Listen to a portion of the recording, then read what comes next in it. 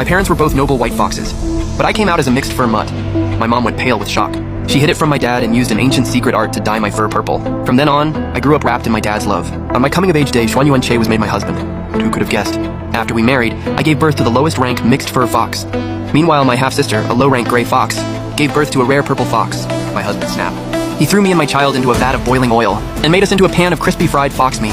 When I opened my eyes again, I was back to the day my sister and I were choosing our husbands. He chose my sister without hesitation.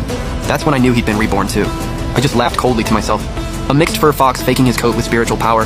How could he ever father a high-rank fox? The Fox clan has a strict hierarchy. 7 ranks total.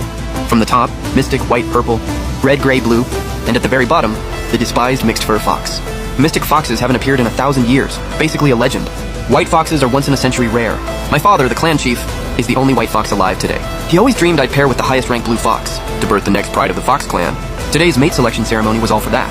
The most noble blue fox of the younger generation was none other than my ex-husband, Xuanyuan. When I opened my eyes, he was staring at me with pure mockery, just moments before my father had chosen a husband for me. Princess Guning has noble blood.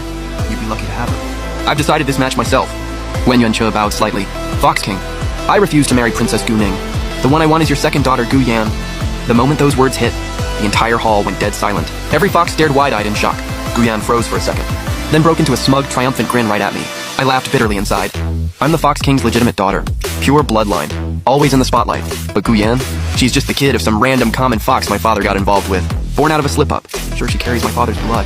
But she's just a gray fox. No noble family would touch her. And she looked down on ordinary clan members. All my other sisters had already settled down. She was the only one still waiting. Xuanyuan chose straight up defied my father in public. Dad held back his fury. You're the best of the Fox clan. How can you put personal feelings over duty? Producing strong offspring is your calling. Besides, my daughter Guning has the noblest bloodline of any female. Why would you pass on her? Fox King, it's not that I don't want Guning, it's that she's been lying and deceiving everyone. She's no noble purple fox. She's a mixed fur mutt. Those words hit like a grenade. Everyone gasped. I clenched my teeth. I always knew he'd pull this card. My father's rage hit like a wall. Everyone dropped to their knees. Xuanyuan, do you know what it means to slander a princess?